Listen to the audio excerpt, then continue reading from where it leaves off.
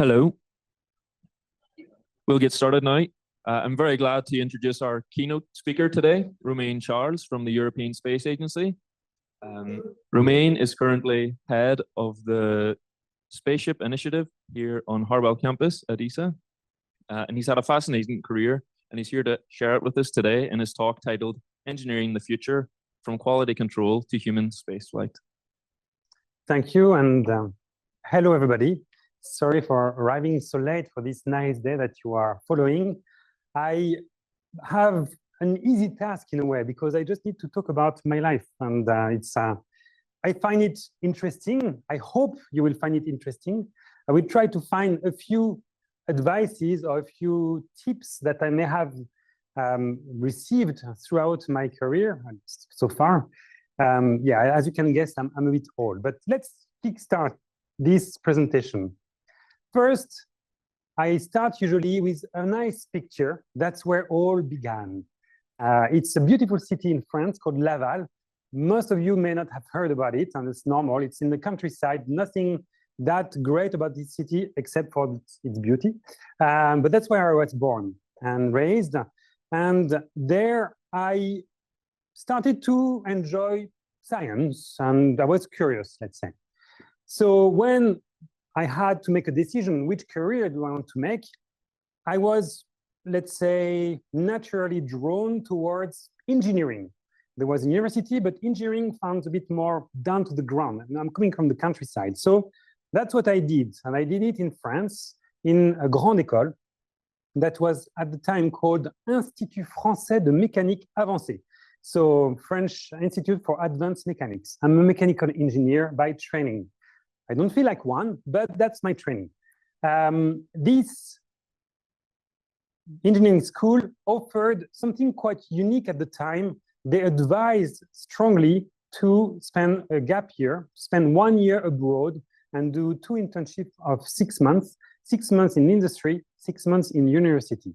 And because we just talked about it, so I wanted to talk about that. I'm not even sure that you know about that. I spent 6 months in Cambridge University, and then 6 months in Derby at Rolls-Royce. So Derby, not the nicest city after Cambridge, but Rolls-Royce, great place, loved it. So that's my path. I came back to France, graduated, and then I had to find a job. I loved space already at the time, but my school, my engineering school, was a bit more focused on automotive industry. So my first opportunities were in the automotive industry. Could be worse. These are the cars I worked on. So I was working for a small French company focusing or producing body panels for the automotive industry. And body panels made out of composite materials, very light. You can imagine that the cars that need a light body are the ones with which you want to go fast. So my main customer was Aston Martin. And I was hired, as a quality engineer, hence the title, from quality engineering to future spaceflight, if I remember correctly. Anyway, I have learned a lot through this work as a quality engineer. First off, and that's disclaimer, I guess you know about that. I may not have been the greatest student. So I passed, but maybe not with honors. But when I entered the active world, when I became like a proper engineer and I had a company that had to make money, basically, I just loved it. I found it very stimulating. And to be fair, as a quality engineer, I have to go to the customer to understand what is their level of quality. So I had to go to Gaydon, close to Birmingham, where Aston Martins are manufactured. I had to go to Woking, where McLaren is, where they were producing the MP412C, the one on the bottom right, I worked on. And on the bottom left, Tesla Motors. I have fun stories about the first Roadster, because I don't know if you know, but the first Tesla car was produced in the UK, in close to Norwich, in the Lotus company, because Lotus won a contest for the design of the Roadster and won the right of building them in their company close to Norwich. I don't remember in which city still. Some of the things I learned during this period, I had two ones and I forgot one.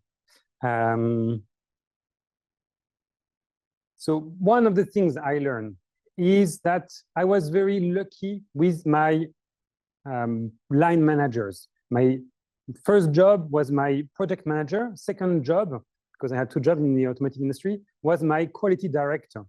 They taught me a lot. One of the things I learned, and I don't know if I should say that to you, is I was drawn in. My first job, I just loved it. It sent me to the customer that was Nissan at the time. So I had to go to Japan as my first job. It was amazing. I wanted to go to Japan and I get paid to go there. And I was working hard. And it was one evening, it was 7 p.m. And my director, quality director at the time, came out and saw me preparing a few emails. And he told me, you know, in the end, what I was producing then was just plastic parts. It's just a plastic part. So go home and find some balance in your life. You don't have to spend all your life at work. And that's something that stayed with me. It may not be completely true when you want to achieve something at the beginning, but it put the whole business into perspective. Indeed, it's only a plastic part or a composite part.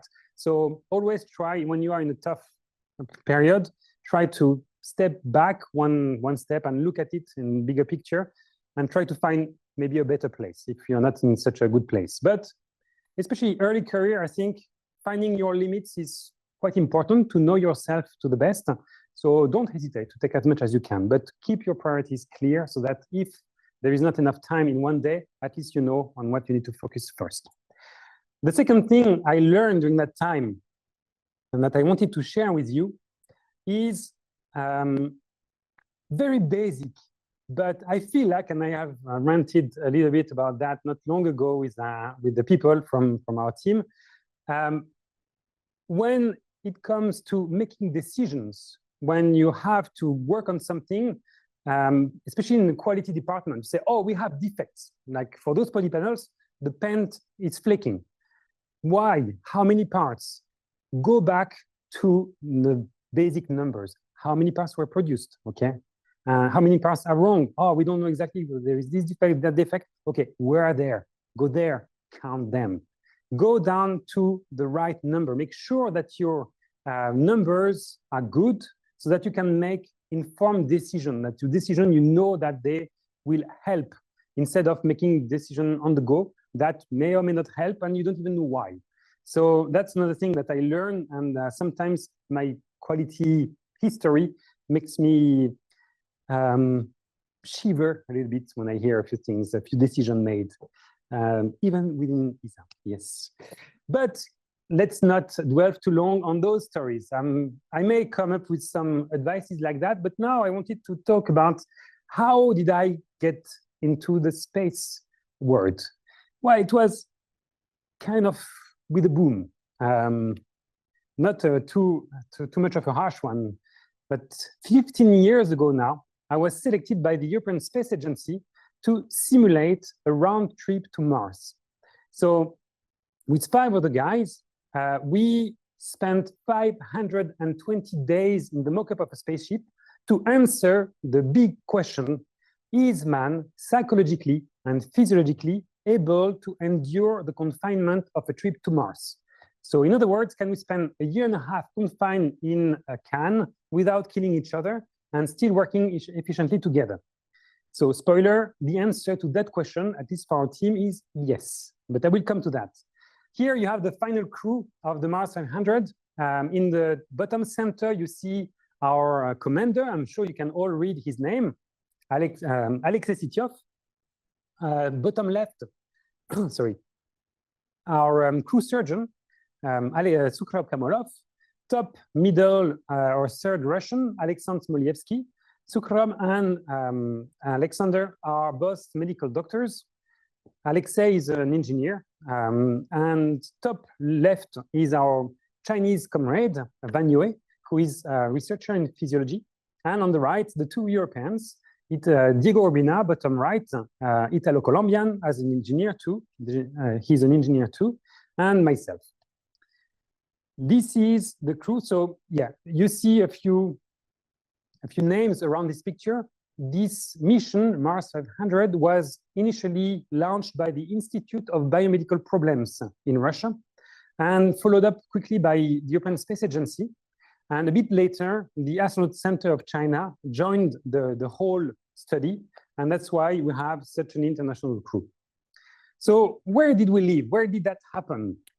So this is a picture of our Mars 100 modules. On the top right corner, you can see big cylinders. That's what it would have looked like if you had visited us during the mission in Russia. Those modules are in Moscow. And on the top left corner, you can see a drawing showing what is available. Throughout the whole mission, we had access to the 3 biggest cylinders. The one which is below the big red bubble is the storage or utility module. This module had all the food, equipment, clothes that we needed for the whole trip. And the second one, which is parallel, the long one parallel, was the most important for us. That was the living module. That's roughly the size of a bus, if you have to imagine. And inside this living module, you had a bathroom, control room, 6 rooms, 1 kitchen, and 1 living room.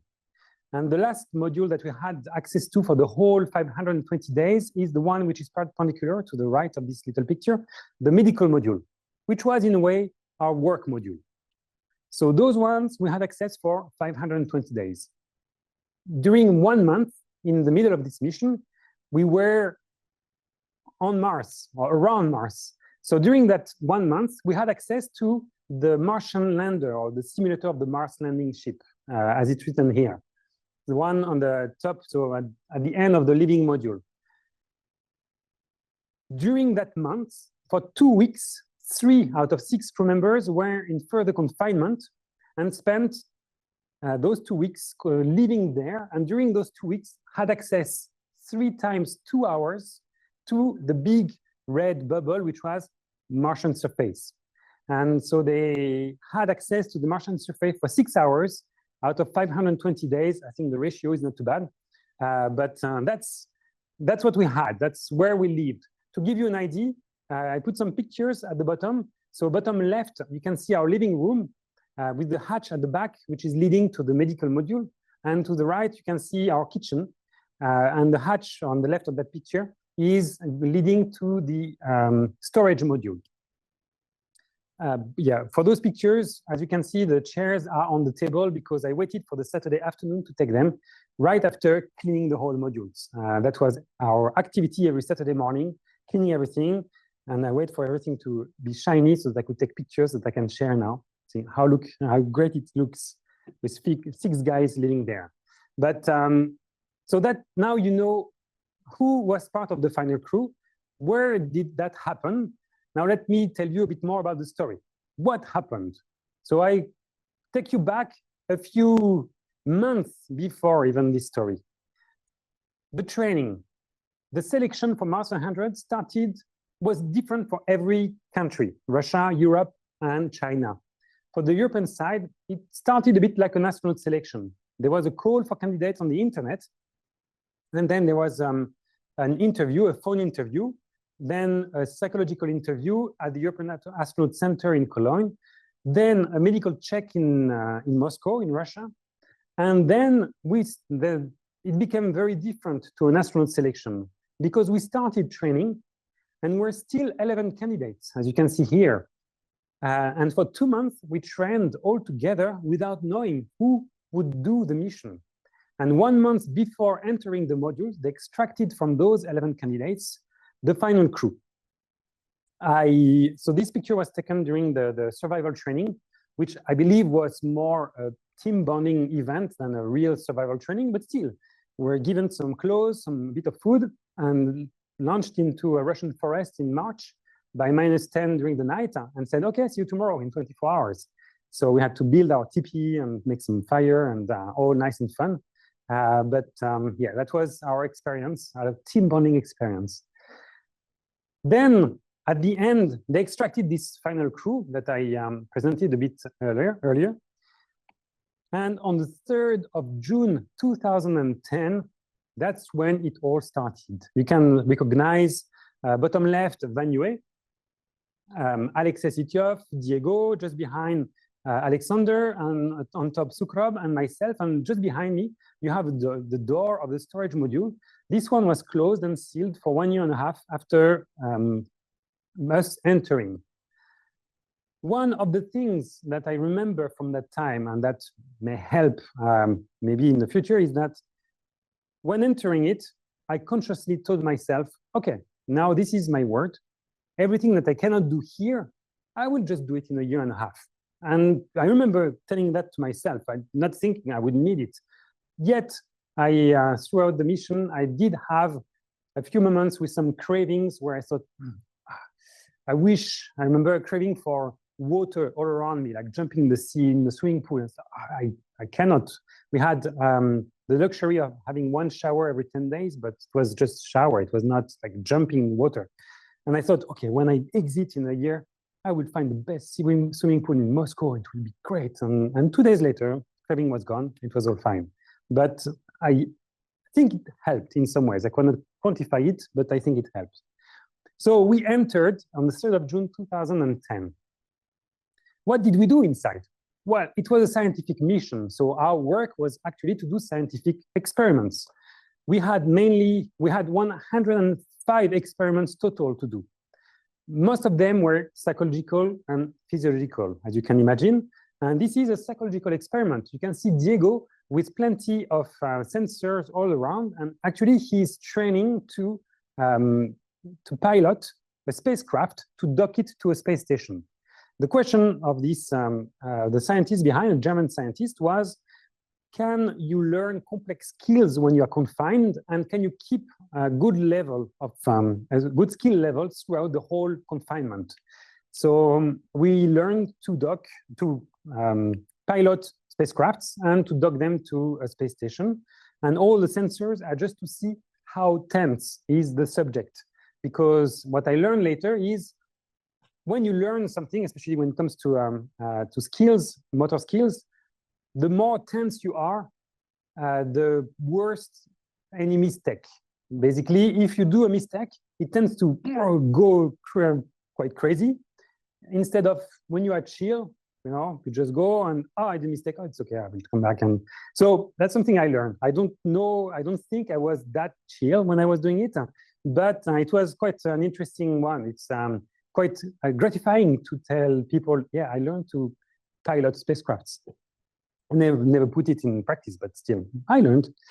Out of 105 experiments, we had some interesting ones. This is a physiological experiment looking at the body.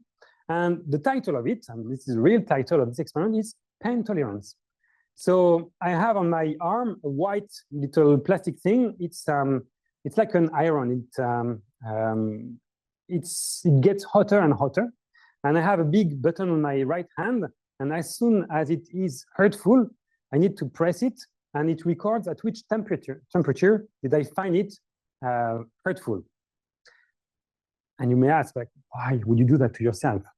I agree. But when you think about it, and that's the way I was told about it, when we imagine the first astronauts going to Mars, they will have some operations to do quickly. They need to suit up and go outside for a long period of time and wear more than 30 kilograms equivalent on their shoulders and their head for that period of time. So if confinement has an impact on the pain tolerance, on the level of your pain tolerance, then it can become a real operational threat.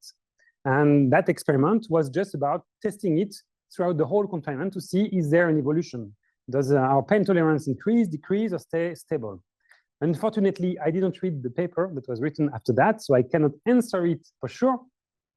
I did look at what temperature I had throughout the whole mission, and my temperature was quite stable. So there is hope. But just to tell you that we had some crazy experiments, and I can go on and describe many other crazier experiments than this one. A very important experiment, once again, physiological one, is this. Here you see all of us, I mean, the 5 that are not holding the camera, having breakfast. And I can tell you it's toward the beginning of our mission because we have still some real milk and real orange juice. And on the top left corner, you see a book. Because for 8 months, for half of the trip, our food, our meals was an experiment. And we had to eat everything that was written on this book, on each page, to do this experiment. It was about salt intake, sodium intake, and how the body then released that sodium. So we had to do urine, blood, and saliva samples throughout the whole period. And what was tough about this experiment is that because we had a menu that was imposed, we couldn't choose, we had to eat what was written. And because it was not following the calendar, we ended up with some periods like Christmas, where we had to eat broccoli and meatballs. Not the most Christmassy meal, but yet it was an important one, and I think it bore some good fruits. If you are interested in reading some papers about sodium intakes in the body of healthy subjects, I would recommend to check for Yen Titzer, who is the principal investigator of this one. So my work was doing experiments throughout the day. But what did happen inside? 3rd of June, we entered and we're full of energy. Yeah, great, let's do it. We are selected, we'll finally start this mission. And then little by little, we learned to live together. So we put in place some routine to be able to live in society, small one, but still. And those routines, little by little, they became a bit more monotonous and then a bit more boring. So to break this monotony, we created events. For example, Halloween. Halloween, for none of our cultures, is something that big. In Italy, in France, yeah, it's known, but it's not crazy big as can be in the US or even here in the UK, I believe. But still, yeah, let's make the day different. Let's put on some costume for the whole day, and we'll watch some scary movies in the evening. And that's what we did. And it broke this monotony and gave us some additional energy to continue our mission. So yeah, just for information, you can see from the right, Sukrab Kamulov as a crazy doctor on the right, and then Van Yue as a mummy, Diego Urbina as a Chilean miner, for the one who have the reference. Our commander that you can absolutely recognize as a ghost, and Alexander as a pumpkin, and myself as a clown. So those events, we decided for those events. Some events, they just happened, and we had to deal with that. On this picture, you cannot see a lot, and that's normal. It was on the 1st of December 2010. We were doing our work, and it was roughly time for lunch, and all of a sudden, no more power. We received a call from, a message, sorry, from the control center that was following us, telling us, oh, we had a fire in the fuse box. We called the technician. We don't know when it will be dealt with, so good luck. So in the end, we spent 22 hours with no electricity. And for us, no electricity, it's no ventilation, no light, except for the security lights, and no water, because it was working with pumps. And so ventilation, we're a bit afraid about carbon dioxide, but with the volume we had, we said, okay, it's days before it becomes dangerous. The water was the toughest part, and light, well, it was darker, but it's fine.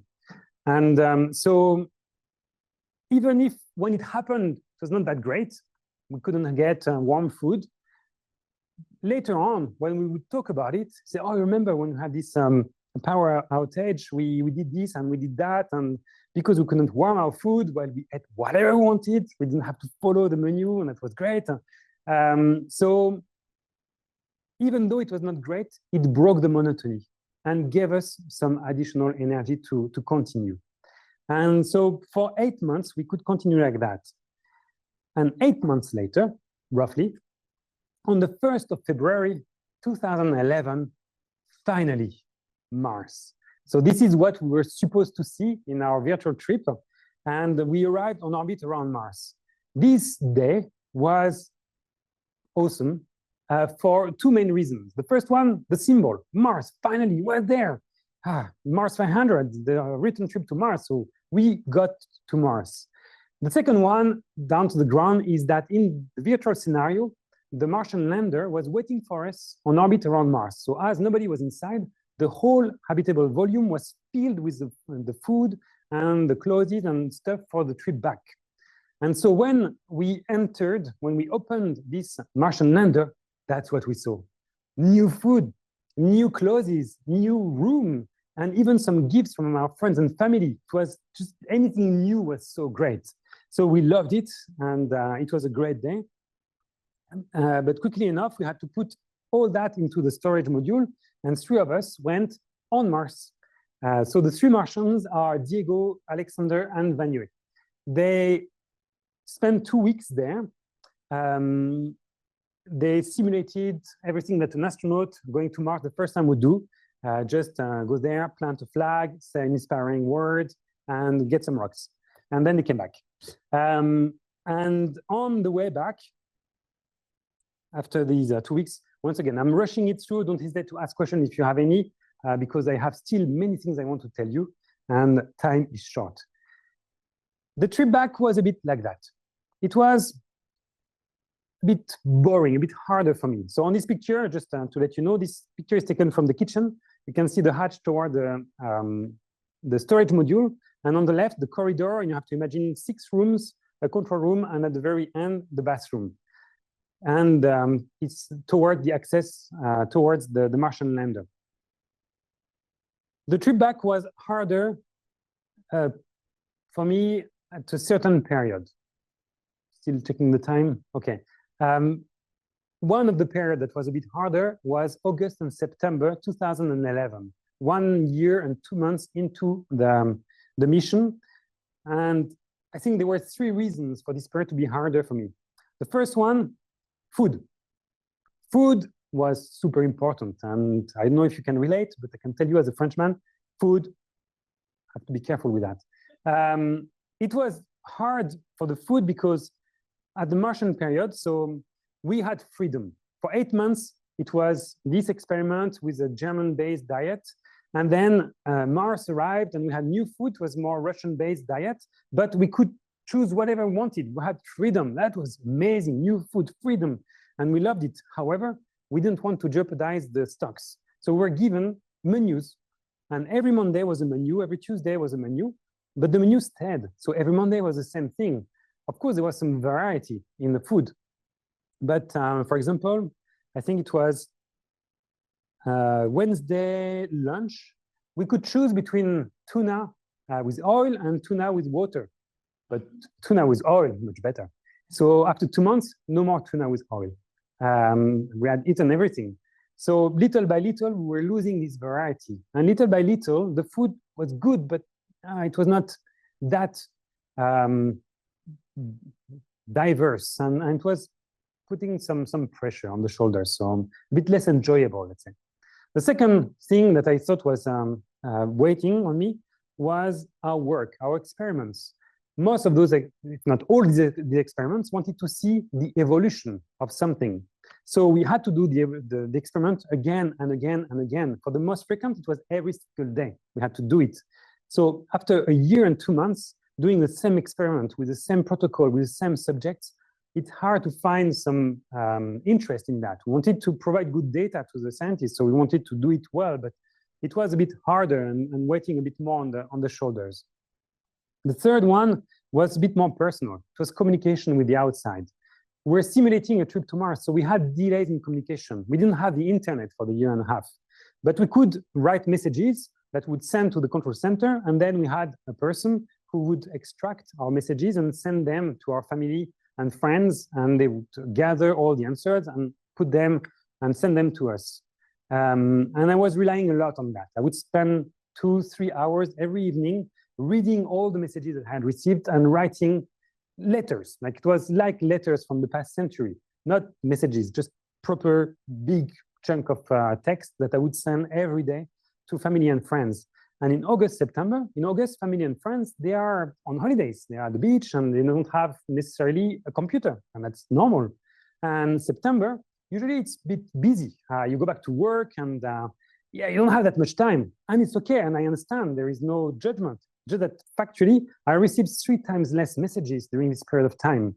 And I think to me, those three elements came together and created a period that was a bit harder. And it translated in having a bit less energy. I had planned a lot of personal activities that I wanted to do, improve my Russian, read some technical books, play some guitar, and at least do things. I just had less energy to just start those activities. But luckily, we were a team. And all of us had ups and downs, but not at the same time. And we could help each other through events like this one. This was a birthday. Out of a year and a half, out of 6 crew members, we had 10 birthdays inside the module. So it became very important and always quite enjoyable and bringing us some additional energy. And so, yeah, as a team, we could help each other, lift each other up to go through. I just added a few other fun activities because I'm sure some people here on the first row will enjoy seeing that. One of the personal activities that I had is before entering, a good friend sent me a picture with plenty of bird styles saying, oh yeah, you will have time, try as many as you can. So I did try 16 bird styles inside the Mars 100. And this is just a little picture of a few of them. So I know how you like it. I have a veto from my wife to just keep this one now, but I did allow myself to try a few things. But 1 + 1 + 1 + 1 + 1 + 1 + 1, that's 520 in the end. And on the 4th of November 2011, we finally exited those modules. As I said, the main success is that we were 6 when we entered, and we're still 6 when we exited, and still working together. That's basically the mission success. Well, of course, a lot of good things happened thanks to the experiments we did, but that was the main target. And exiting those modules after a year and a half, you may have had some experience of it with the confinement. When I was talking about Mars 100, like some years ago, I had to explain what is confinement. Now I think everybody understands. But the thing that was really striking to me is all the small things that you don't think about. Right after exiting those modules, we were sent to a hospital because one of the hypotheses that our immune system would be kind of low and they didn't want to get us sick. So we're sent in quarantine in a Russian hospital. And I remember the 6 of us were in a van driving through Moscow towards the hospital, and we just look around. Oh, look, a dog. we didn't think about a dog for a year and a half. Like, it's just like, oh yeah, we didn't see one. Look there, a baby. And so I still remember the next morning we had to wake up early for a blood draw, and I saw my first sunrise in a year and a half, and it is carved in my head. I still remember the scenery and all the colors going from the dark blue to all the way to the bright yellow. But that was definitely something very important. And that was, for me, my first step, quite a unique or unusual first step in the space field. But thanks to that, I was hired a few months later at the European Astronaut Center in Cologne. And there, my work was to be a crew support engineer. So there, my role was to facilitate the daily life of the astronauts so they can focus on their mission. I was responsible for space food for European astronauts, for the launch and landing campaigns, for communication with the family from when the astronaut is in space, making sure that they can communicate with each other, all the way down to pushing to the ISS the movies and TV series the astronaut wanted to see, and that NASA didn't have in its portfolio yet. So here is let's say, a literal example of supporting a crew member. This is for Thomas Pesquet, the French astronaut's return for his first mission, Proxima, in 2016-17. That's in June 2017 when he landed. He just landed a few minutes earlier in the steppes of Kazakhstan, and I was there to carry him all the way to his medical tent. And as a crew support engineer, as everything was fine, my main task was to have the black bag that is in my back and that has the clothes of the astronaut. Somebody has to take care of that. That was one of my tasks on this landing campaign. I will not bore you with all those stories about astronauts, but please ask questions if you have any.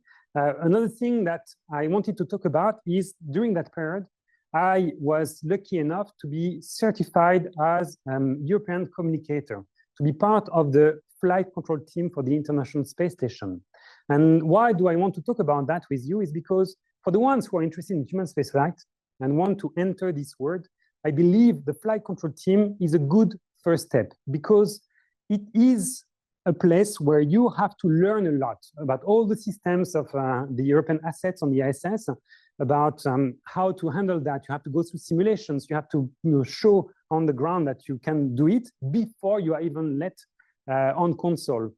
And because young actives, they tend to learn quite easily or more easily than all the guys.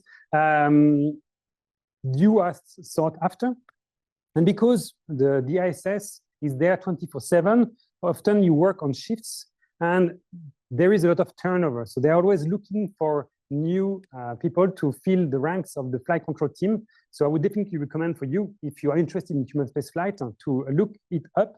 Most of those jobs are in Germany, for the ones interested, close to Munich, in Oberpfaffenhofen. But you can find some all over Europe too. Not in the UK though, at least not directly, as far as I know. But I would recommend to look that up if you are interested in this field. Now, this happened, all good and nice. What's happening now? Well, now I am here with you today, but I am here in the UK with those guys here in the EXAT building. EXAT standing for, and I would not ask you, even though I should, European Center for Space Applications and Telecommunications. That's the ESA, the European Space Agency site in the UK. And there I have the chance of coordinating a team called Spaceship EXAT. So what are spaceships? Spaceships, our big ambition, because you have different spaceships all over around Europe, Germany, Poland, and France, is to prepare the future of space exploration. So that's an example of some work done by another spaceship in Germany. So we imagine ourselves, we are on the moon, we are on Mars. What are the technologies that we need to live and work over there? And especially what are the technology gaps and how to fill them? And so we look around us, what are the new technologies, new processes that would help to fill those gaps? And we try. And we learn from that. So here at EXAT, we have a nice team of people. And you may recognize some of the people on this picture. You didn't know that you would be here today. So please go and ask them what they are doing. They have been working on very interesting projects. But the whole purpose is really to test those new things. Fail, it's fine, but at least we'll have learned something. And because you will be the one who will actually be using those technologies on the moon and Mars, it makes sense that you are already working on them right now. So that's all from me. I will open now the floor for any question that you may have, but thank you for your attention.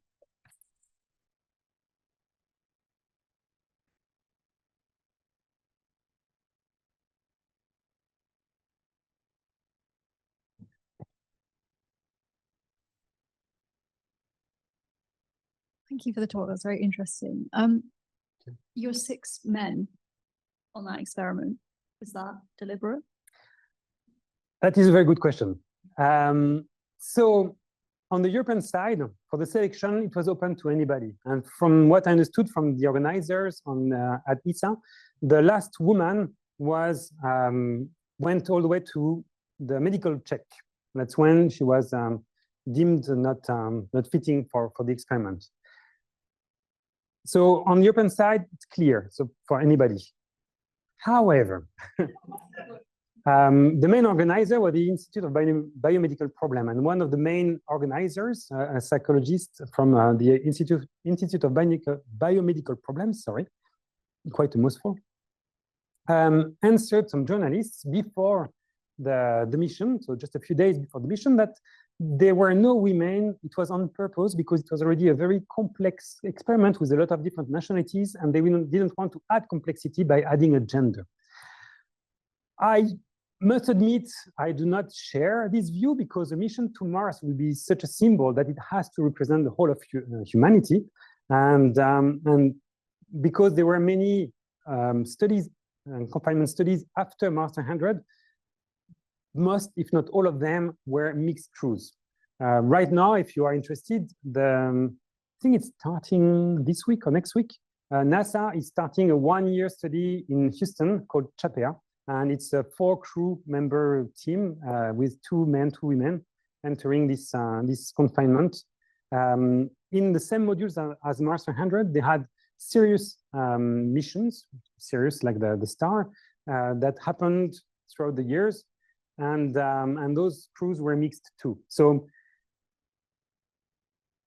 if we were only men, it has evolved.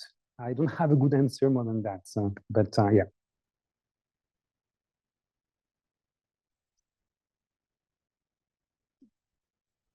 Thank you, great talk. Going off of that point as well. Do you know of any potential future missions or current actually of doing something similar to what you did, but as an all-female crew? Because as you said, that'd be very different because obviously different physiologies and you know, different health cares and stuff like that. So that might be something to look into as well. So I don't know if you know of anything like that. Yes. So when I was working with the European Astronaut Center, I actually worked through a company called MEDES, Médecine Spatiale in France, and they do test bed studies and dry immersion studies. So test bed, basically test subjects would spend their months on a bed upside down, or would be in a big bathtub, but with a plastic film, and they would be floating without being wet for several days. And they did a few studies called, one of them at least, called Vivaldi, that was only women to try to fill the gap of data available for women compared to the data available for men. And it proved to be so interesting that they said, okay, let's, can we do it again, but with men? Because, you know, it's so interesting. We learned so many things with that. So it is happening, maybe not as much as needed to fill the gap, but it is happening. Thank you. Thank you for this talk. So you mentioned if you want to get into human space flight, the mission controller post is a good place to start. It's my point of view. Having been part of this flight control team, I can see how there is a turnover. There is a need for people, how you need to learn a lot and as quickly as possible to be allowed to be on console. So to me, yes, it's not the only one, of course, and depends on what you enjoy, but it's one I would recommend. So that was my question, knowing that the ISS may not be around for a little bit more time. What are the other opportunities that are similar?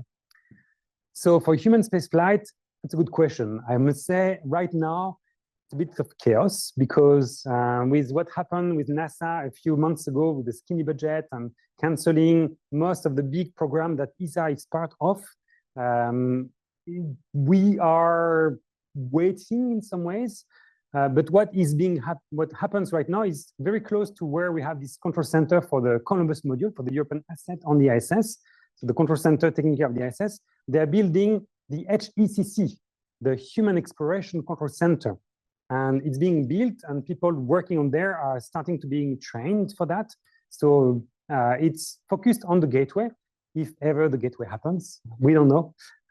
So the gateway is a cislunar space station that is supposed to go there soon-ish with the SLS rocket.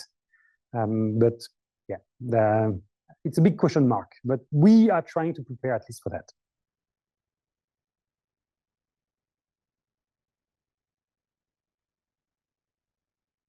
Thank you it was a great talk.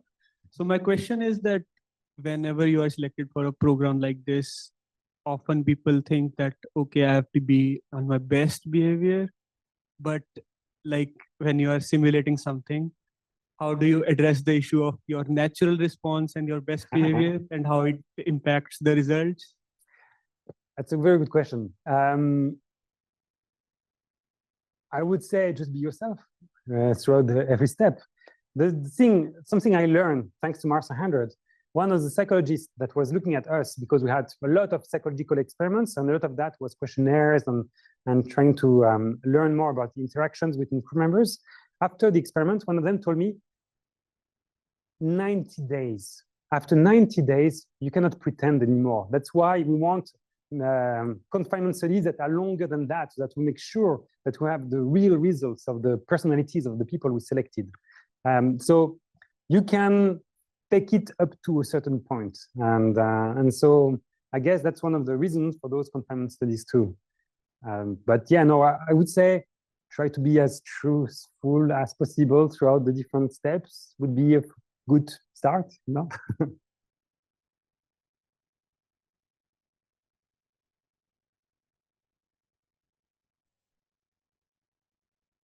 Thanks for the talk. You like the picture? I just wanted to ask, what was the linguistic situation on the Mars 500 trip? Because obviously there's lots of different nationalities involved. That's so just like on the ISS, in Mars 100, the two official languages were Russian and English.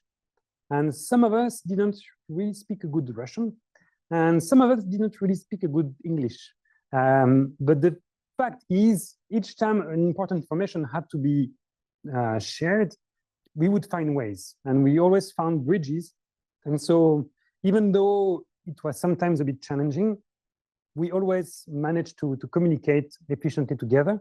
And by the end of the experiment, we're all speaking some kind of Russian. It was good enough. Is there any more questions?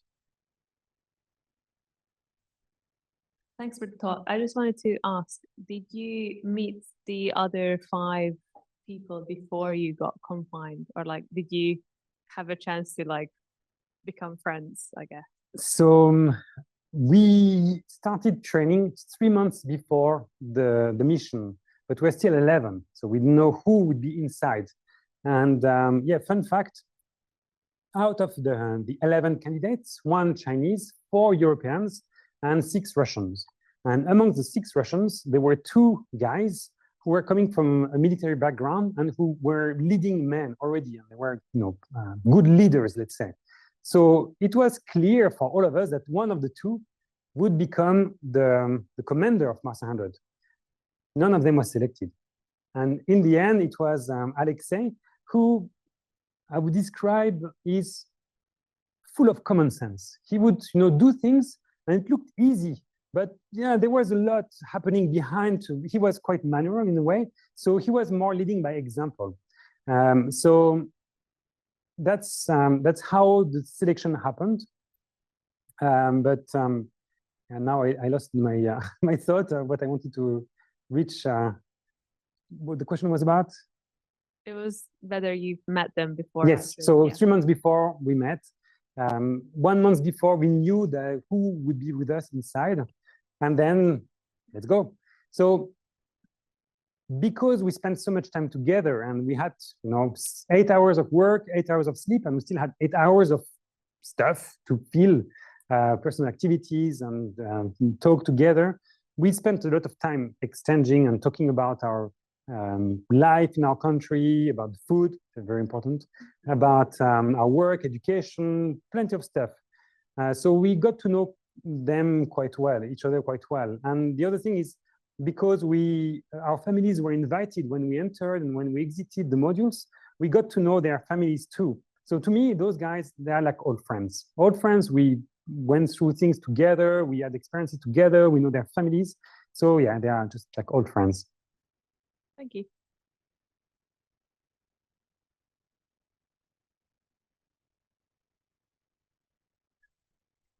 Thanks very much for the talk. Can you speak a bit about the opportunities that are going on at Spaceship XAT? Of course. So Spaceship XAT, where do I start? First, a bit more about spaceships. Those spaceships, the first one was created in Germany, the spaceship ESC, European Astronaut Center. And we rely a lot on young actives. So the opportunities are mainly around internships, PhD student, research fellow, so postdoc, and young graduate trainee programs, so young actives, let's say, with less than 5 years of experience. Our main goal is preparing the future of space exploration, but each spaceship has a kind of a flavor. So we focus a bit more on some specific areas. The spaceship XSAT is a bit more focused on robotics and the mixed reality. And because we have the Vulcan facility, a Vulcan lab here, which is focusing on simulants, so rock from Earth that look like, that are very close to the ones that we would find on the Moon and on Mars. We also work in technologies that interact with the simulant or work with it. The opportunities, I guess, are linked with that. So for internships, there is a call every November for interns. For young graduate trainees, there is a call every year in January, February timeframe. February, thank you. February, some people know. And research fellowship a bit anytime. And the last one was junior roles. Yeah, the junior professional program is a bit like YGT, but those ones are throughout the whole year, just like the postdoc. So careers.esa.int is the place where you see those vacancy notices, the job requests, and you can find them.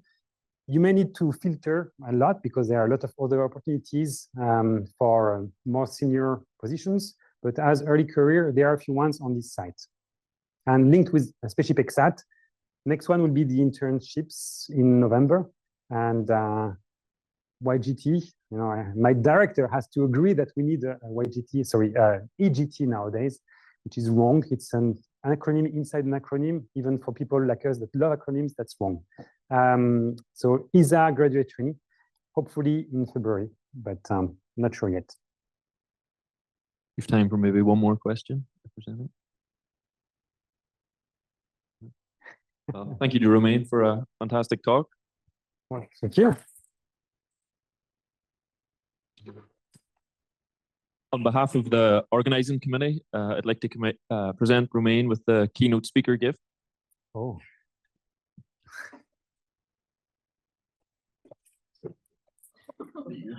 Thank you. Nice. This is Cologne, the European astronaut. Yeah, nice. So this is a satellite image of Cologne above the EAC that we would like to present to Romain. Do you want to come over here? It's great. I'll head to the side. Yeah. There we go.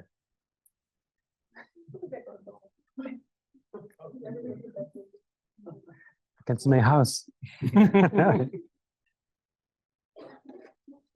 So now I need to ask you, where is the EAC there? Can you tell me? This one, I think, is it? That's the airport. Yeah. It's close to it. Yeah. Wonderful. Thank you very much, Thank everyone. you.